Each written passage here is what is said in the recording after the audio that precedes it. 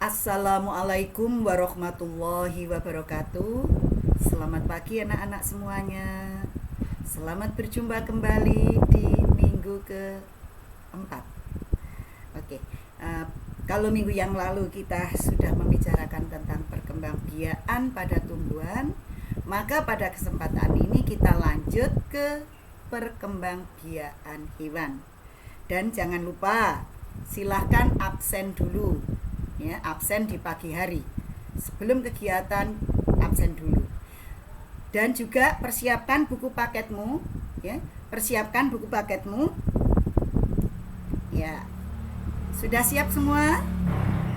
Yuk, KPM kita mulai.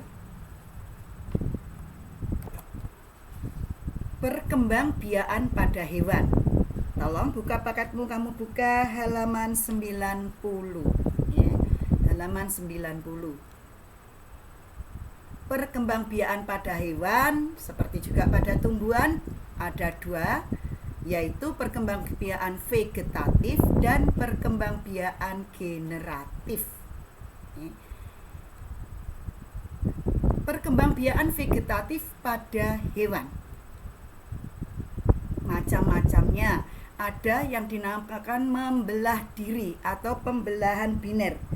Tentu saja ini terjadi pada hewan-hewan yang kecil, ya, yang membelah diri ini. Contoh amuba, paramecium, euglena. Nah, ini pada amuba, hewan bersel satu. Nah, caranya dengan kaki-kaki semuanya ini dia berkembang biak dengan pembelahan biner. Kemudian paramecium, ini paramecium, dan ini euglena. Nah, euglena ini hewan yang punya bergerak dengan cambuk, yang ini dengan bulu getar. Kalau paramecium, amuba bergerak dengan kaki-kaki semuanya. Semuanya ini adalah jenis-jenis hewan yang berkembang biak dengan membelah diri karena tubuhnya hanya satu sel. Kemudian yang membentuk tunas. Nah, ternyata ada hewan berkembang biak dengan tunas, yaitu hidra dan obelia.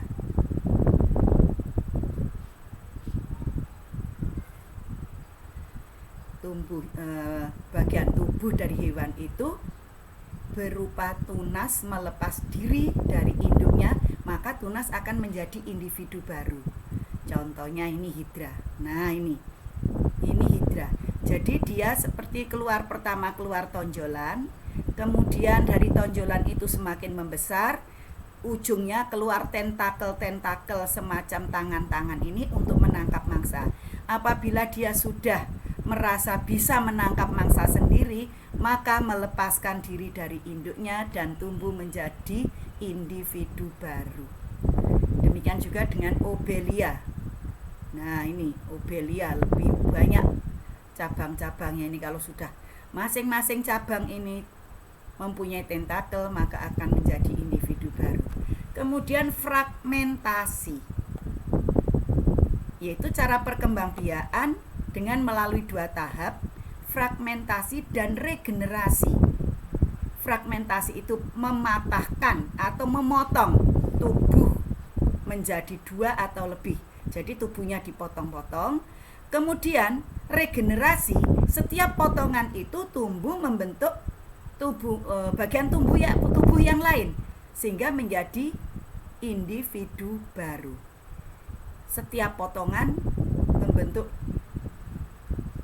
individu baru.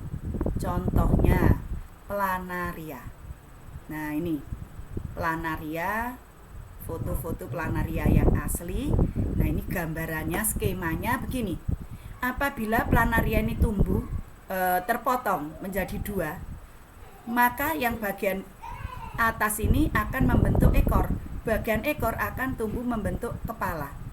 Nah, bisa juga terbelah seperti ini, terbelah membujur. Maka setiap belahan akan Yang sebelah kiri membentuk tubuh sebelah kanan, yang sebelah kanan membentuk tubuh sebelah kiri, sehingga menjadi 2. Nah, ini contohnya kalau terbagi 3 bisa juga.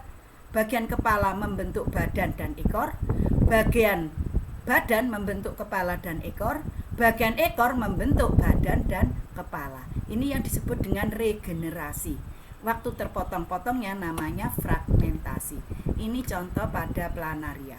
Kemudian ada yang partenogenesis, perkembangbiakan melalui telur, tapi telurnya menetas tanpa dibuahi. Contohnya ya, pada lebah, tawon, kutu, dan semut.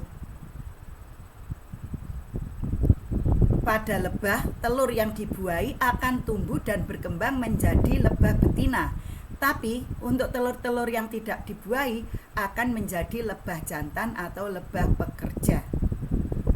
Nah, contoh-contohnya ini telur lebah, ya, telur lebah. Apabila terbuahi menjadi lebah ratu seperti ini, sedangkan yang lainnya ini telur-telur yang tidak dibuahi menjadi lebah pekerja. Kemudian ini contoh tawon. Nah, ini contoh tawon. Ini telur-telur tawon, ya, di rumah tawon. Kemudian contoh semut dan telurnya. Nah, ini telur-telur semut. Ini semut rangrang, ya. Ya. Kemudian contoh kutu daun. Nah, ini kutu daun. Kutu air. Ini kutu air. Ini kutu daun, ini telur-telurnya, sedangkan ini kutu yang sudah menetas. Ini kutu air. Nah, kalau diperbesar seperti ini bentuk kutu air. Kemudian perkembangbiakan seksual pada hewan. Bisa kamu lihat di halaman 95. Ya.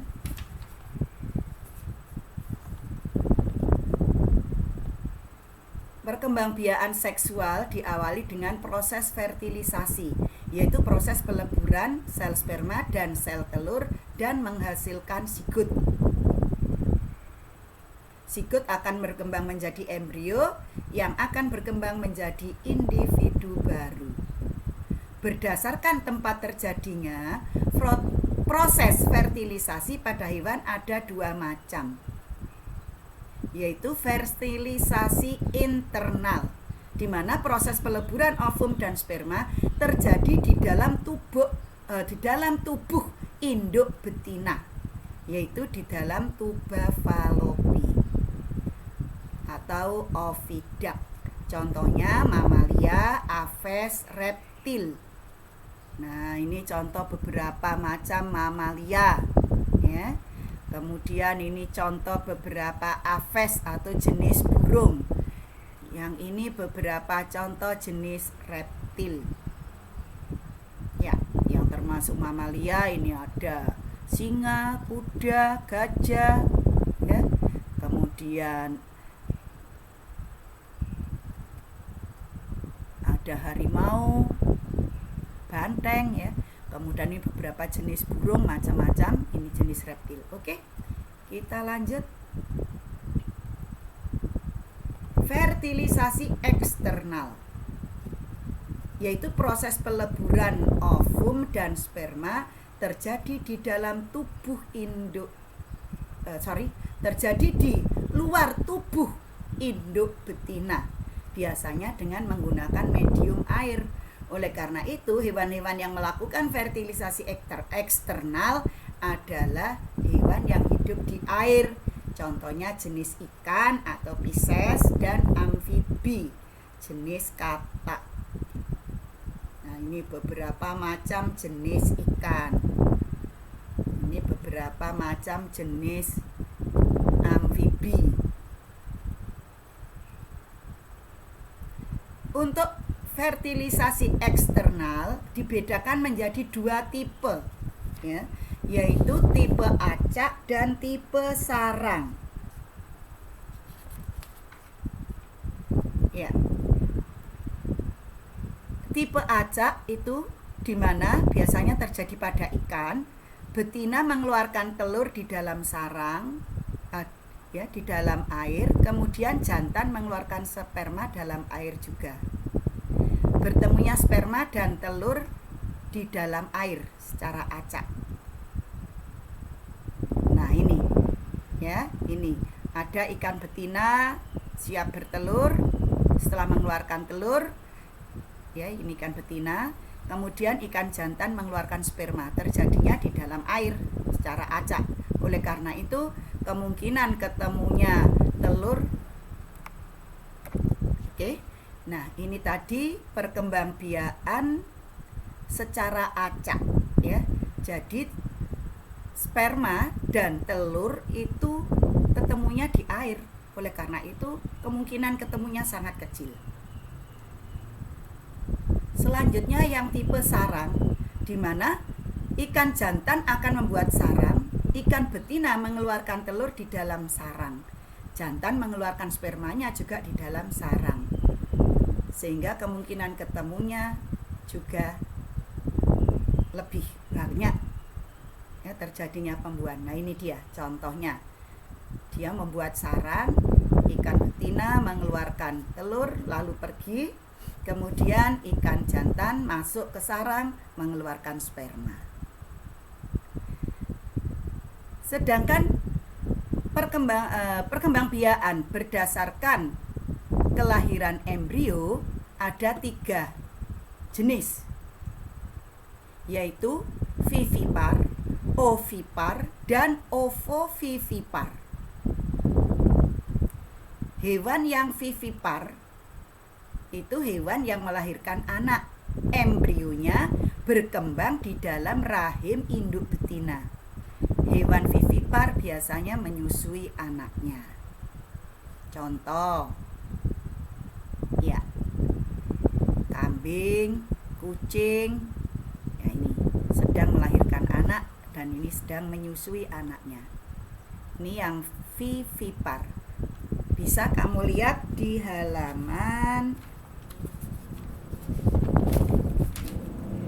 96, ya, yang hewan vivipar. Kemudian hewan ovipar halaman 97. Hewan bertelur, di mana proses keluarnya anak berupa telur. Embrionya berkembang di dalam telur yang dikeluarkan dari dalam tubuh induk betina. Nah, contohnya ayam ini lagi mengerami telurnya. Setelah menetas menjadi ayam-ayam kecil. Nah, ini contohnya ayam, induk ayam dengan anak-anaknya, ada itik, ya. Kemudian yang ovovivipar, yaitu hewan bertelur dan melahirkan. Nah, bagaimana ini? Embrionya berkembang di dalam telur yang masih berada di dalam tubuh induknya. Setelah umur embrio cukup untuk dilahirkan, telur menetas di dalam tubuh induk dan keluarlah anak. Jadi keluarnya sudah berupa anak dilahirkan, ya. Nah, contohnya kadal. Nah, ini kadal siap untuk mengeluarkan anaknya. Kemudian sebagian jenis ular. Nah, ini ular-ular yang mengeluarkan anaknya. Jadi keluarnya anak sudah berupa anak, seperti melahirkan.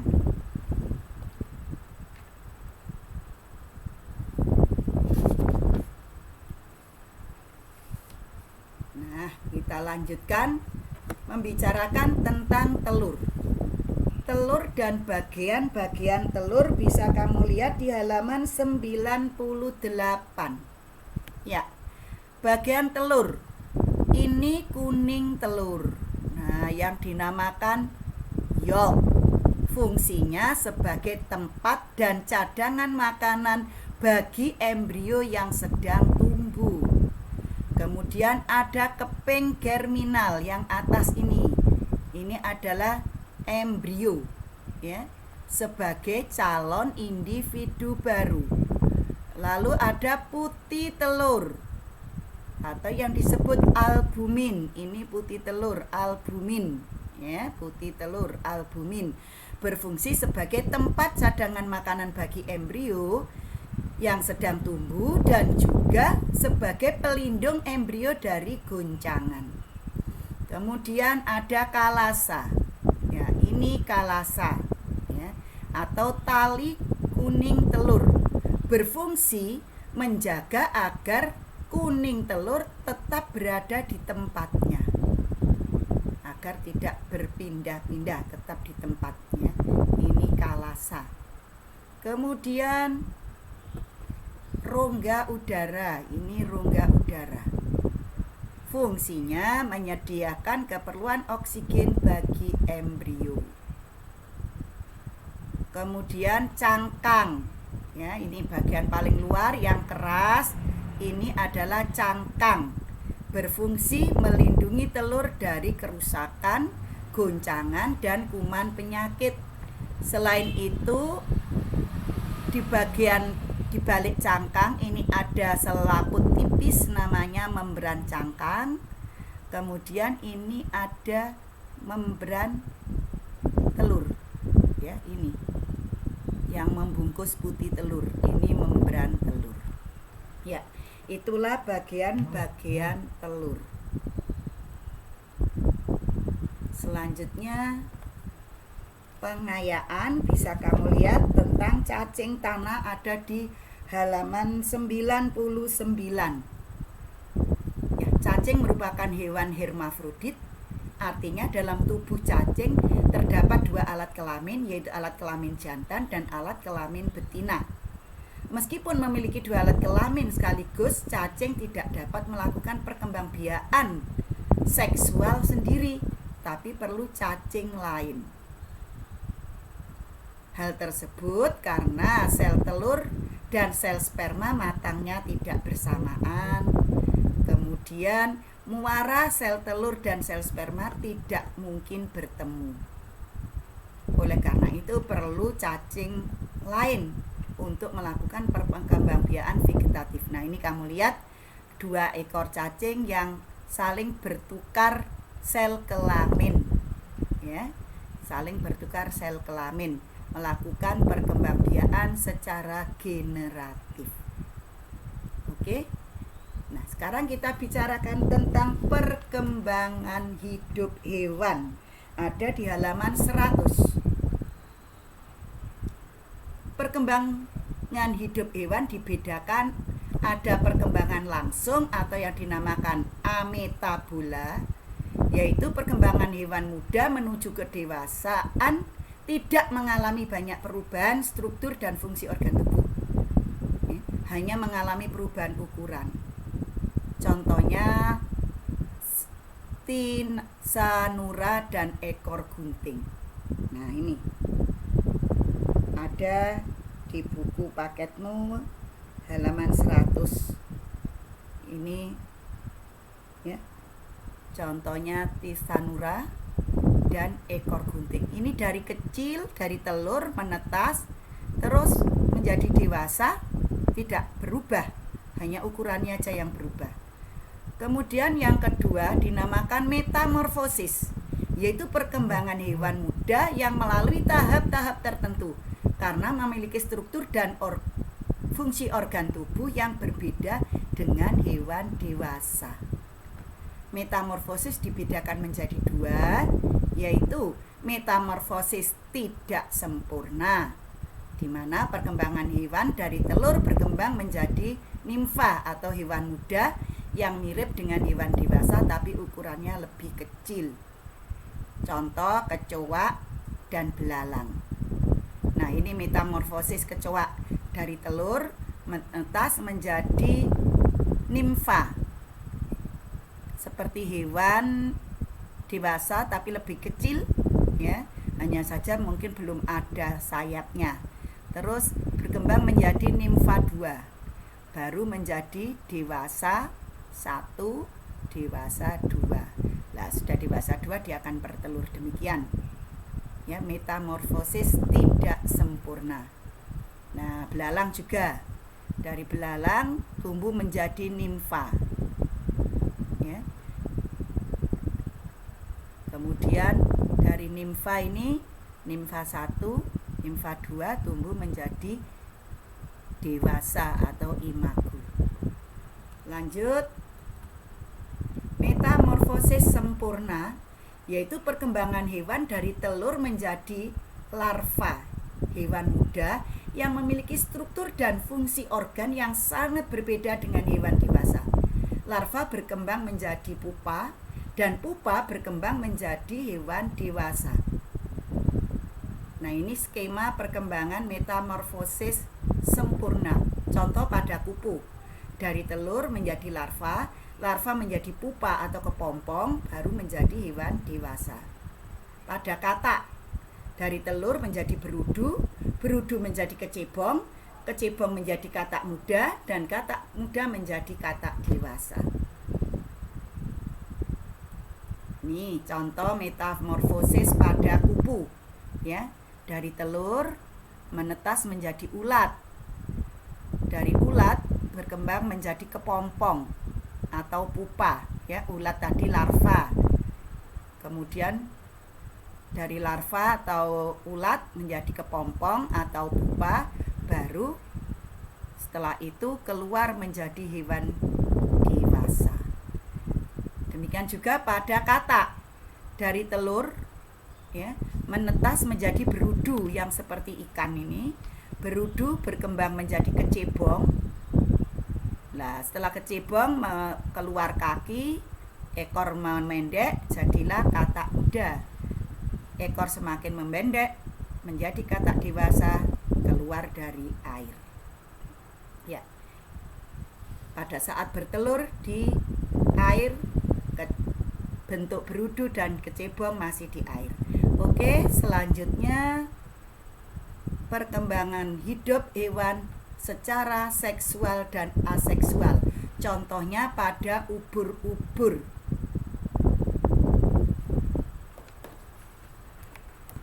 Pada ubur-ubur yang dijumpai biasanya merupakan medusa yang dapat menghasilkan sel kelamin, yaitu sperma dan ovum, yang disebut tahap seksual. Nah, ini medusa. Medusa dewasa menghasilkan sperma dan ovum, ya, menghasilkan sperma dan ovum. Proses ini disebut reproduksi seksual. Apabila sperma dan ovum bertemu, ya, terjadi fertilisasi, membentuk sigot. Nah, ini sigot, ya. Bila sel kelamin mengalami fertilisasi di dalam air, terbentuk sigot. Sigot akan berkembang menjadi larva. Nah, ini lihat. Sigot berkembang menjadi larva. Dan larva berkembang menjadi polip atau skifistoma. Nah, ini polip atau skifistoma. Dan berkembang biak secara aseksual, yaitu dengan membentuk tunas. Ini polip ini. Polip atau skifistoma, membentuk tunas. Perkembangbiakan ini yang disebut perkembangbiakan aseksual atau vegetatif, ya. Kemudian tunas berkembang menghasilkan strobila. Nah, ini menghasilkan strobila.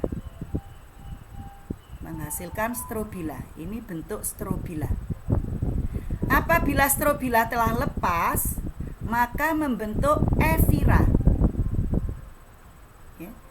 Strobila lepas membentuk evira atau medusa kecil. Nah, setelah itu evira membesar membentuk medusa muda. Medusa muda semakin besar membentuk medusa dewasa. Perkembangan yang ini namanya seksual. Perkembangan yang ini dari skifistoma sampai membentuk efira, namanya reproduksi aseksual. Ya, inilah perkembangan hidup ubur-ubur. Di buku paketmu ada di halaman 102. Ya, 102. Selanjutnya, teknologi perkembangbiakan pada hewan ada di halaman 105. Ya. Salah satunya adalah dengan inseminasi buatan atau kawin suntik, yaitu proses pemasukan sperma ke dalam saluran perkembangbiakan betina dengan menggunakan alat suntikan.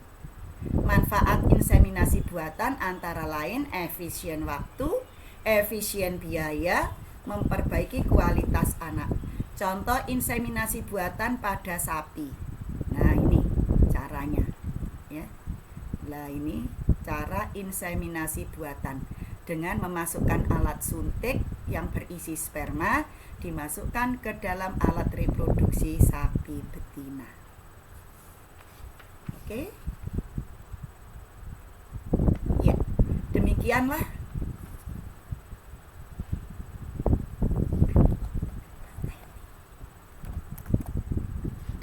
anak-anak tentang alat perkembangbiakan pada hewan. Dengan demikian materi bab 2 sudah selesai, yaitu tentang perkembangbiakan tumbuhan yang minggu kemarin dan barusan perkembangbiakan hewan. Untuk selanjutnya akan saya share tentang materi atau bahan ajar perkembangbiakan tumbuhan dan hewan. Tolong kamu download, kemudian kamu print out bagi yang punya print, dan kamu catat bagi yang tidak punya print. Persiapkan untuk latihan soal-soal. Oke, demikianlah saya akhiri. Billahi taufik wal hidayah. Wassalamualaikum warahmatullahi wabarakatuh.